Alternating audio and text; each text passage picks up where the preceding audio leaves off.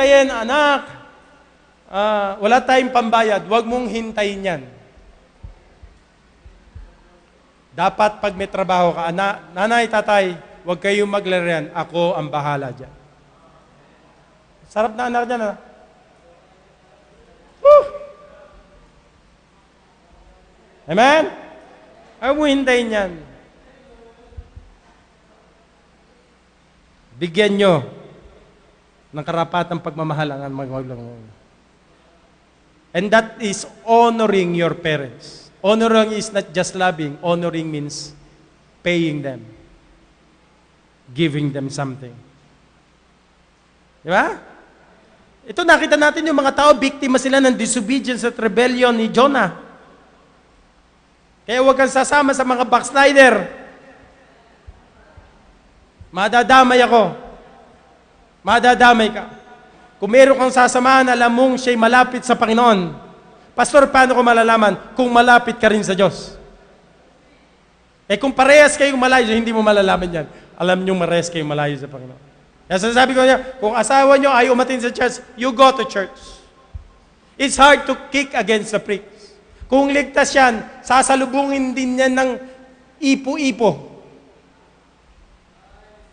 Mauuntog din yan kung anak ng Diyos yan. Diba? So either you represent God to be a missionary, or you will be a source of God's blessing, or you're going to pull the world into a lot of problems when God starts to deal with you. Kaya nga ho, pagka nangungusap at may sinasabi sa iyo ang Diyos, yakapin mo na yan. And whatever it takes, do it. Because outside from that, there is no better life and better future for you. Kasi alam ko, pag tumawag ang Diyos, no second chance, no more alibi, no more second best. God's purpose and calling is always the best. Diba? Look at Jonah chapter 1. Look at the discovery. And they said, everyone to his fellow, come and let us cast lots, that we may know for whose cause this evil is upon us. So they cast lots. Ito, nakatatawa, pero parang kumuha sila ng basara, kumuha sila ng dice. Di ba? Nagtuturo kung sino. Lo and behold, what's the Bible says? Yung lupa, bumagsak sa kanya. Lot eh. Diba? Lot fell upon Jonah. Natabunan ng lupa, hindi. Diba? Piruin mo, nag-dice ka lang. Kung sino yung nakaturo sa kanya, turo ulit sa kanya. Wala. Kahit saan galing yung dice, siya nakaturo.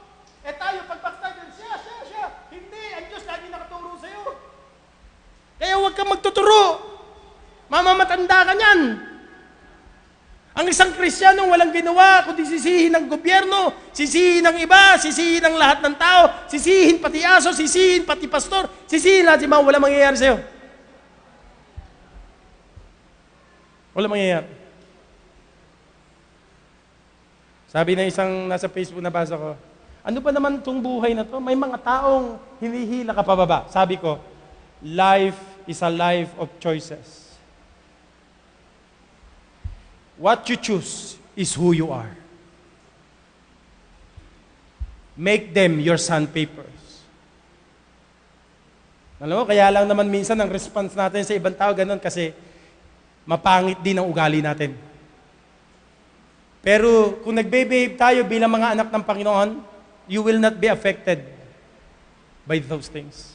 Kasi blessed are the meek, blessed are the poor, blessed are... Di ba?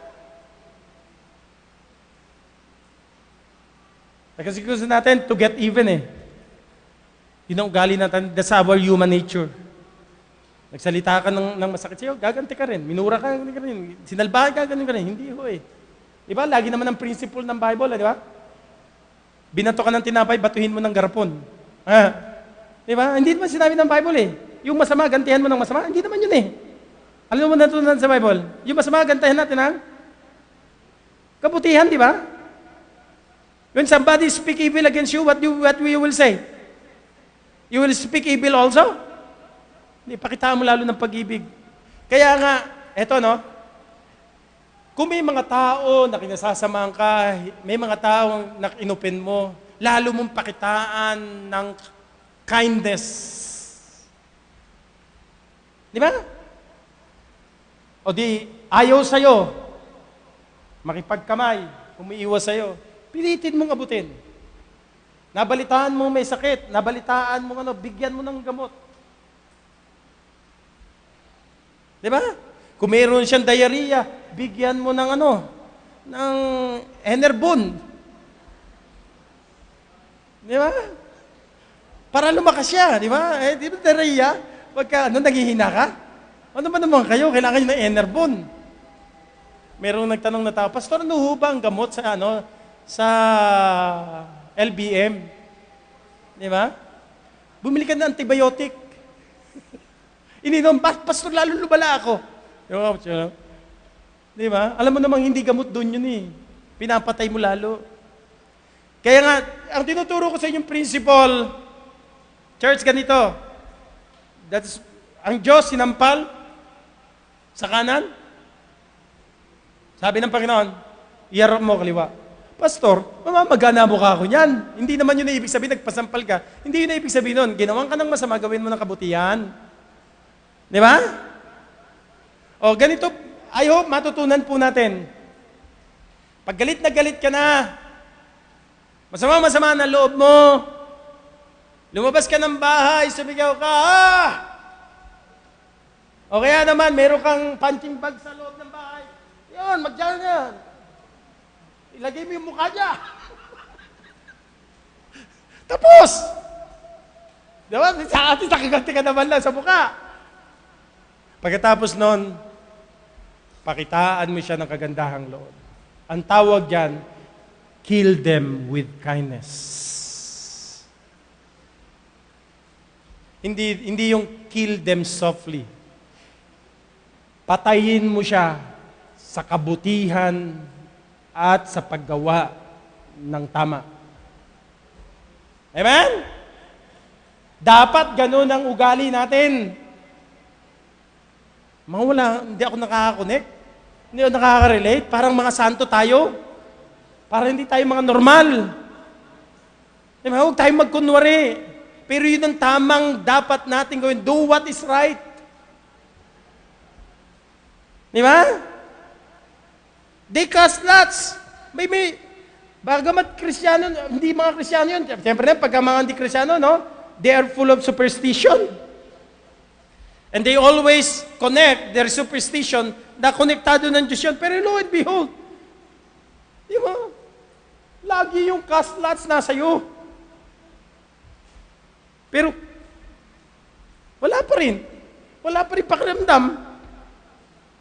Beri mo, ikaw ang pinanggalingan ng lahat ng kasamaan sa kanila. Hindi lamang, mga kapatid, ginising siya ng Panginoon sa pagkakatulog, hindi lamang tinawag siya ng Panginoon at yung mga tao ginulo niya, kundi, mga kapatid, makikita natin they cast lots. Ibig sabihin, mula sa panawagan ng Diyos, hanggang sumakay siya ng barko, hanggang sa magkaroon ng unos, magkaroon ng alon, hanggang ang mga tao nagkagulo, lahat kontrolado ng Diyos. Imagine niyo yan. Kaya sabi ng psalmist, saan ako tatakbo? Saan ako magtatago? Sa presensya ng Panginoon. Alam kong kahit saan ako nasa dilim, kahit anong magtago ko, kahit mahiya ako, laging naroon ng Panginoon. Look at that. So they discovered that Jonah is the cause. Verses 8 and 9. Buruin mo, sila pa nagsabi, Jonah, you are disobedient. They said unto him, tell us, we pray thee, for whose cause this evil is upon us. What is thy occupation when thou comest? What is thy country? And of what people art thou? And he said unto them, I am a Hebrew, and I fear the Lord, the God of heaven, who hath made the sea and the dry land. Come on. Alam naman ni Jonah, no? Alam niya ni Jonah. So sinabi ni Jonah sa mga tao, I am disobedient. How? Verses 10 to 12. Then were the men exceedingly afraid and said unto him, Why hast thou done this? Laging gano'n, no? Response ng tao pagka may mga aberya. Ba't ginawa mo sa amin yan? Hindi namin na-expect na gagawin mo yan. Ito. Yun ang nature ng tao, manisi. For the men knew that he fled from the presence of the Lord because he had told them. Then said they unto him, What shall we do unto thee? And the sea may be calm unto us. And the sea wroth and was tempestuous. Ayaw tumigil hanggat talagang hindi ka titigilan ng Panginoon. And he said unto them, Take me up and cast me forth into the sea. Sabi ni Jonah, he told the people, Let me die. Let me die. Cast. Ito, no? Ito ang pinakamaganda ron. Let me die, cast into the sea. Alam niyo bakit yun? Kaysa magpunta pa rin sa Nineveh. Di ba? Than to go to Nineveh and preach, and they will be saved. Jonah chapter 1 verse 13. Know how powerful is the storm is. Nevertheless, the men rowed hard to bring it to the land. Ganun pa rin ka-merciful yung mga tao. Ayaw nilang pumatay ng tao. Pero mo, ikaw maghahagis sa kanila. Ang ginawa nila, nag-throw pa rin sila ng matindi para makarating sila. Hindi sila makalis. Bakit? Kinokontrol ng Panginoon. Di ba? Imagine that, yung pagans, yung mga hidden, yung mga unbeliever, siya pa yung nagko-comfort at magsisave sa kanya. Kaya nga, a disobedient Christian, listen, a disobedient Christian is the most miserable person in the world. And the only way we can see the misery of this man in its ultimate demonstration is the fact that he had rather died. He had rather be dead. Mabuti nilang mamatay na ako kaysa sumunod sa Panginoon. So the people know that God is the one causing the problem because there was a disobedient children of God or child of God in the sea, or in the ship. Diba? Look at that. Tingnan niyo pong maigi. God prepared the storm. God prepared the fish. But God was not able to prepare Jonah. Diba? Hindi niya magawa yung gusto niya kay Jonah. God prepares a big fish and He swallows Jonah. And Jonah was in the belly's fish for 3 days and 3 nights. Sabi, are you amazed? Jonah vomit. The fish, the great fish, vomit Jonah from the belly's fish. And he is alive.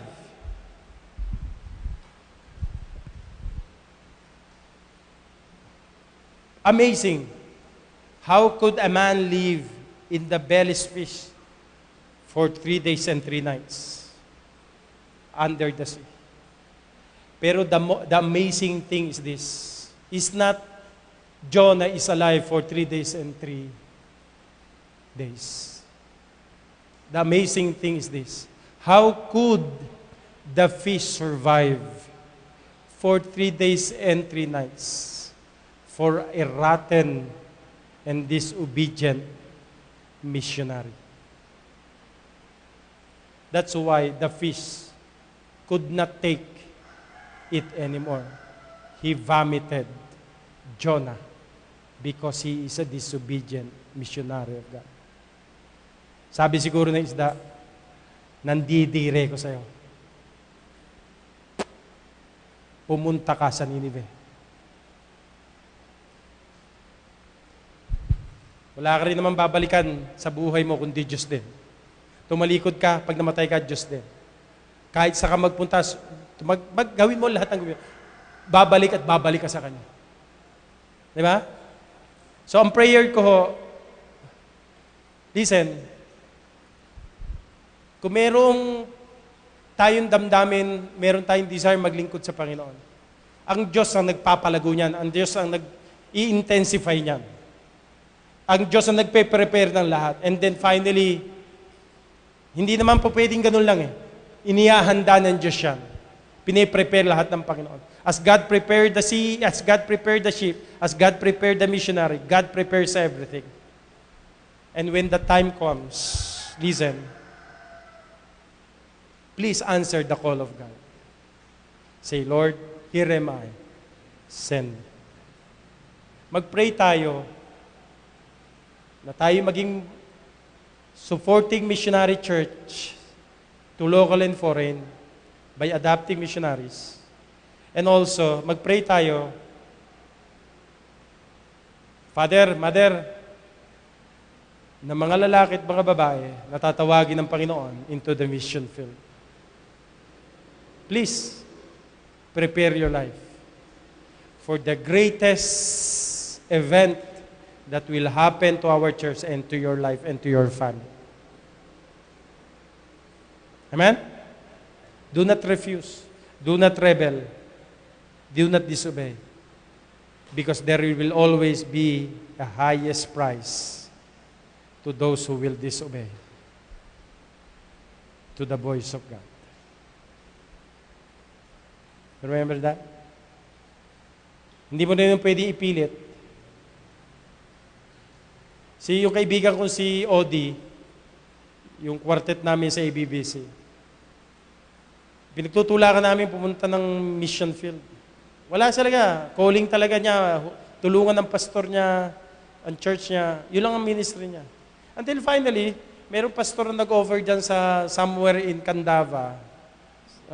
Ano ba yan? NLEX na yan. Patungong kala Pastor Cesar. Nag-offer sa kanyang pastor. Inopera siya ng church. Kasi yung pastor, tinatawag somewhere in Laguna para mag-start ng malaking gawain. After 1 month, kinuha ulit ng pastor.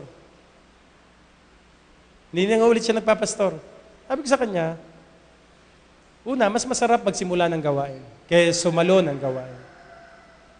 Mas magandang take over ng gawain kaysa mag-overtake ng gawain. Kung ako papipiliin niyo, mas gugustuhin kong magsimula sa zero kaysa sasalo ng gawain. Kasi alam mo kung saan ka tinawag ng Panginoon. Amen? Parang pamilya, anak mo, kilala mo na siya hanggang sa paglaki mo. Hindi ka na mahirapan. Pagka yan ay matanda ng simbahan, sinalo mo, mahirapan ka. He was so discouraged. Kasi binigay na sa'yo, ano yun? Bigay, bawi, bigay, bawi, bigay, bawi. Hindi pwede yung gano'n. Di ba? Pag binigay mo, bigay mo na 2 kamay mo, pati paa mo. Let Him do the work. Huwag nang pakialaman. Kahit anong gawin namin push, wala talaga. Sabi niya palagi, darating yan. Pero may kilala ako, no? Hindi ko na ako sabihin sa inyo pangalan. Kabatchmate ko rin. Alam niyan, tinawag siya ng Panginoon. He knew God called. Actually, nag-mission na siya. Ginawa, pinagsabihan siya ng pastor ko. I mean, ang pastor ko naman, kung meron ako nakilalang pastor, he is so gracious and humble. Siya yung taong pag nakausap mo, hindi ka niya papaya, hindi ka niya nga pagagalitan. Ako, sarcastic pa ako . Minsan . Medyo pa ako. Kaya pagkasama ko yun, nabibihib ako. Parang ganon, parang aso. Unang kopya ko sa pastor ko, family. My family. My first and ministry and priority is my wife and my family. Because I cannot be a good pastor to you kung hindi ako mabuting asawa sa asawa ko.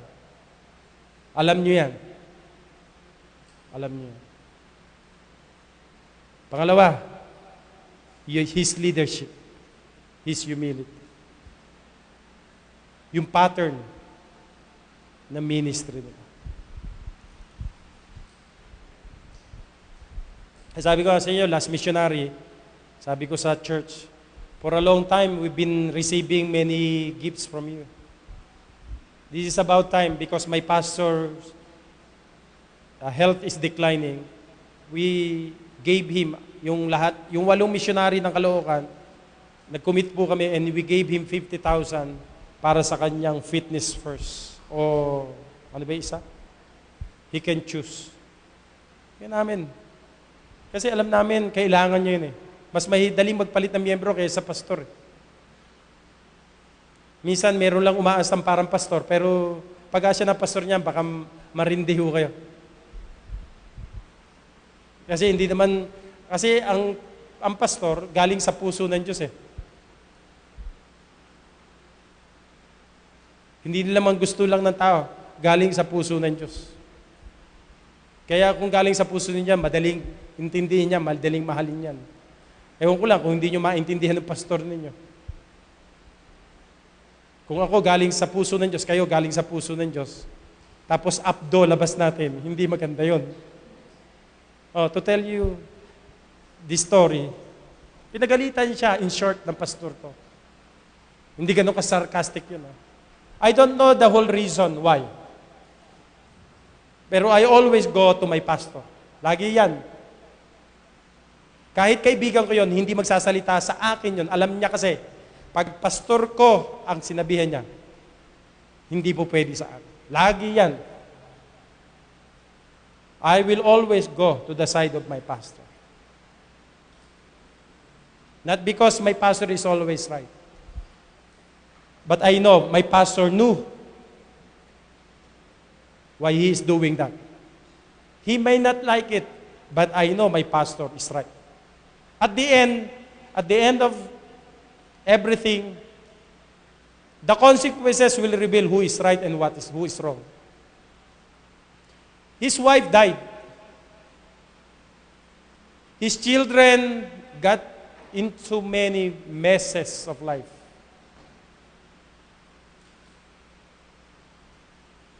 Nabuntis ang anak, nagkaroon ng problema. You know what I mean? Pero hindi magsasalita sa akin yan against my pastor. Kasi alam niya kung gaano ko nire-respeto pastor ko. At alam niyo ho yan.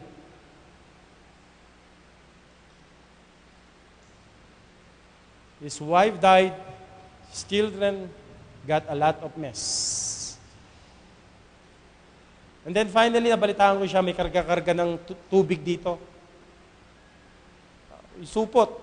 Dito na siya umiihi kasi na-operahan na siya sa kidney.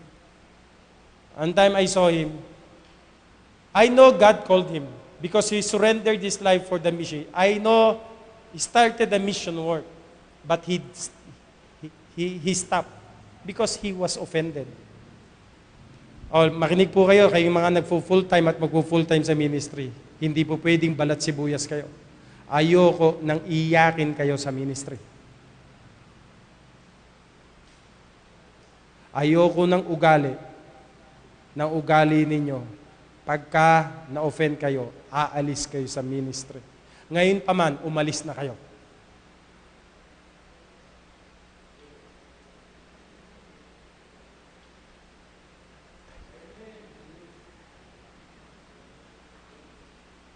Bakit? Paglabas nyo sa ministry, iba't ibang klaseng tao makakarap nyo. This is your training ground. Pass the test with flying colors. Para naman pagka sinend out namin kayo, pag sinabing, saan kayo galing? Kay Pastor Kaloy sa Heritage Bible, may pagmamalaki kayo. Because you have proven your life, your dedication, your determination, your discipline throughout the years. Ay yung natutumba ka pa, na-offend ka pa, nagba-backslide ka pa, wag muna. Pahinog ka muna. Mas marami kang katitisuran sa labas. Baka paglabas mo, ako pa maglilinis ng basura mo. Mas mahirap yon. Tama? In the long run. Habang tumatagal ho tayo, inaayos lang ho natin yung mga sistema natin. Kasi yun na lang kahuli-hulihan. Pagka may nag-apply, may nagpunta sa inyo, siguraduhin niyo na ang panawagan nyo talaga sa Pilipinas, ang panawagan nyo dyan. Hindi pagka hindi naging successful, lilipat kayo at aalis kayo. Huli na ho yan. Wala nang susunod. Kasi, nababago ba ang panawagan ng Panginoon? Malabo ba ang panawagan ng Diyos? When I surrendered my life, I entered into the full-time service. Ni katitig ng pagdududa ng panawagan ng Diyos, ni hindi ka nagduda. Hindi nababago ng anumang circumstances ng buhay. Nung makita ko siya, dala-dala na yung bag. Alam niya ho yan. Kamusta ka na? Sabi niya, ito sagot niya sa akin ha, naghihintay na lang ng kamatayan.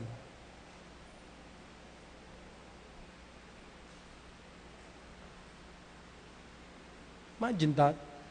Mamamatay ka rin lang naman. Mamatay ka na. Nakapakinabangan ang buhay mo para kay Kristo. For to me, to live and to die is gain. Amen? Ayokong datnan ng Panginoon wala sa ministry. Ayokong datnan ng Panginoon wala sa mission. Ayokong datnan ng Panginoon wala sa ministry. Ayokong datnan ng Panginoon hindi maayos ang pamilya. Ayokong datnan ng Panginoon ng ganyan. Amen? The tragedy of unwilling missionary. Kaya kayo, pagka binibigyan ko ng pagkakataon na pinagkakatiwalaan tumayo, magturo at sa leadership, panghawakan po. Kasi hindi lahat ng mga men sa church binibigyan ko ng pagkakataon. Kasi pag natuto kayong tumayo rito, pwede kayong tumayo at tumarap kaninong tao. Manalangin tayo. Lord, bago ho kami pinanganak at bago ho kami maligtas,